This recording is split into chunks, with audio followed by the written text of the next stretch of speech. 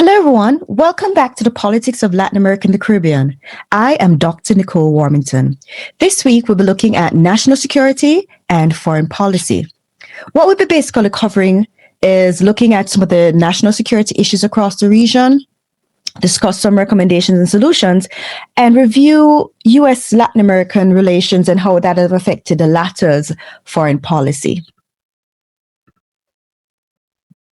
So as an overview, Latin America faces multiple interconnected national security problems, including crime, drug trafficking, political instability, and economic crises. These issues often cross borders and affect regional stability. Some of the key regional terms, or should I say concerns, include growth of transnational criminal organizations, rising gang violence, expansion of drug trafficking routes, political and economic instability, and shifts in foreign alliances. Now, let's look at some of the major security issues in each country or region. We'll start with Mexico. Now, Mexico faces a fragmented criminal landscape following the government's war against drug cartels that began in 2006. We find that cartel leaders were removed, but organizations splintered into smaller groups. The number of criminal organizations increased dramatically. Smaller groups are more violent and unpredictable. And U.S. immigration policies and deportations may have actually worsened some of the security pressures. The main takeaway with what we're seeing in Mexico is that government crackdowns weakened cartels, but unintentionally increased instability. Now, when we look at Central America, the countries that tend to be affected are those in the Northern Triangle. This includes El Salvador, Honduras, and Guatemala. The major problems this region faces are violent gangs, such as MS-13 and Barrio 18, mass deportations from the United States that have contributed to gang expansion. Criminal networks became fragmented after government crackdowns, and violence actually contributes to the migration crisis towards the United States. So from this region, you see that the main takeaway is gang violence and migration are very closely linked. Then we have Venezuela. Venezuela faces and have faced severe political and economic collapse. So the key issues have been economic crises following the Bolivian revolution. Government officials and military figures are involved in criminal networks and drug trafficking. We've seen a rise in ungoverned spaces controlled by gangs, and there's increased cooperation with powers like Russia, China, and Iran. With that, we find that the state has become partially criminalized, which is creating regional instability. Next, we will look at Colombia. Colombia's security situation actually remains fragile despite there being a peace agreement. The key issues have been rising cocaine production, dissident factions of FARC that are still active. You have the ELN guerrillas and criminal groups that are taking over former FARC territories. And we're also seeing where Venezuela's instability is spilling over into Colombia through refugees and criminal groups.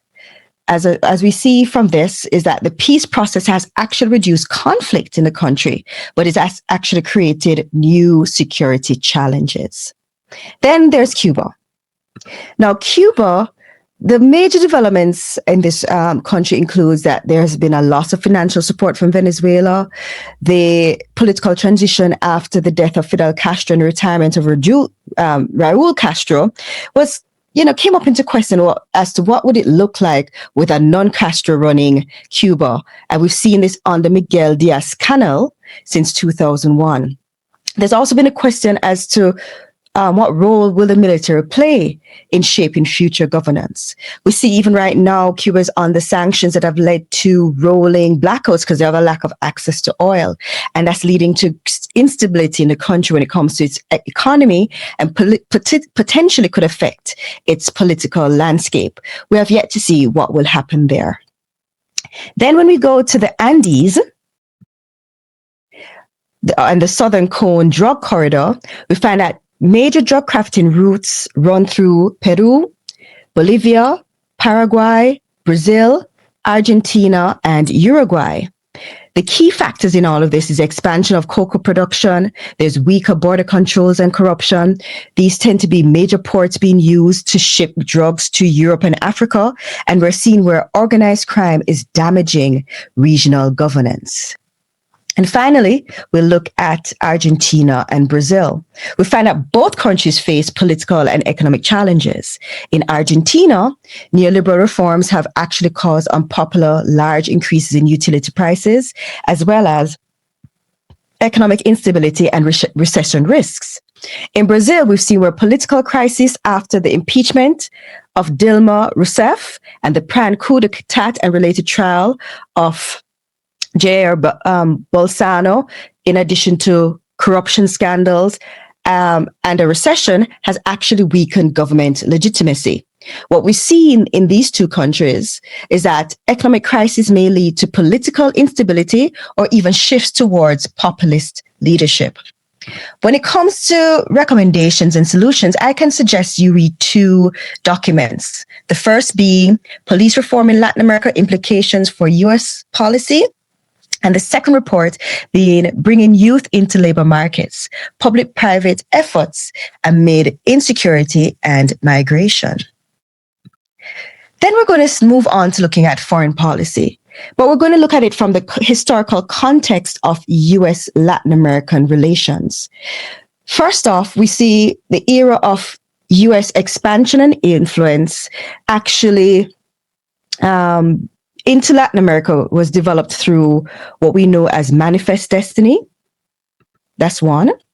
Followed by territorial expansion after the Mexican-American War and control over strategic infrastructure, such as the Panama Canal. By this, we see that the U.S. often viewed Latin America as a strategic sphere of influence. And we've seen this also with the U.S. dreaming of Cuba and them leading to even economic transformation of Latin America in these early years. A next period we could look at is the use of gunboat and dollar diplomacy. Between 1898 and 1933, the U.S. used military interventions, gunboat diplomacy, and financial pressure, which is the dollar diplomacy. During this period, we also saw more than 30 U.S. military interventions in Latin America. This was then followed by the Good Neighbor Policy. In 1933, the U.S. actually shifted towards respect for sovereignty, cooperation instead of intervention, as well as shared responsibility in regional security.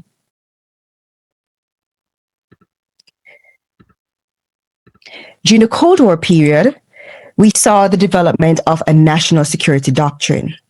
The US and Latin American elites created this national security doctrine. You saw military governments being justified, or should I say justifying repression to prevent communist influence. And we saw where civil rights and democratic institutions were suspended. As a result, this doctrine contributed to the rise of military dictatorships across Latin America. Now, what did Latin America look like after the Cold War? After the collapse of the Soviet Union, we saw U.S. anti-communist policies becoming less central in the region. Economic crises and neoliberal reforms shaped politics, and we saw where some countries resisted U.S. influence, particularly Venezuela. With this, we see that Latin American countries have been looking into regional integration and alternatives to U.S. influence. Latin American countries have tried to increase independence through regional cooperation.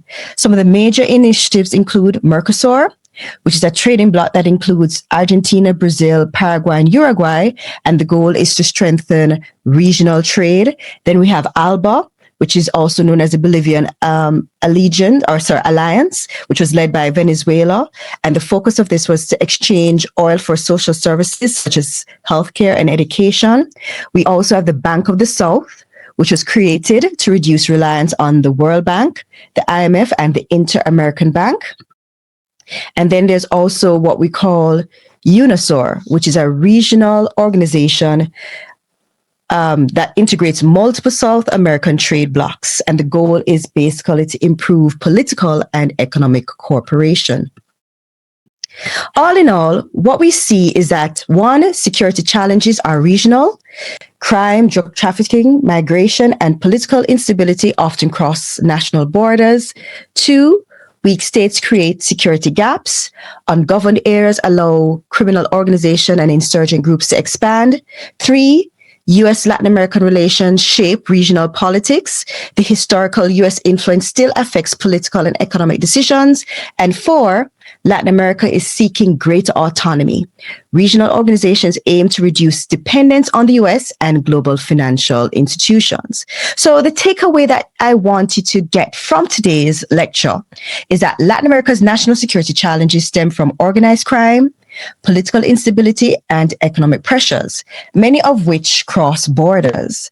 Historical U.S. influence continues to shape regional relations, but Latin American countries are increasingly pursuing regional integration and independent foreign policies to strengthen security and development. Thank you.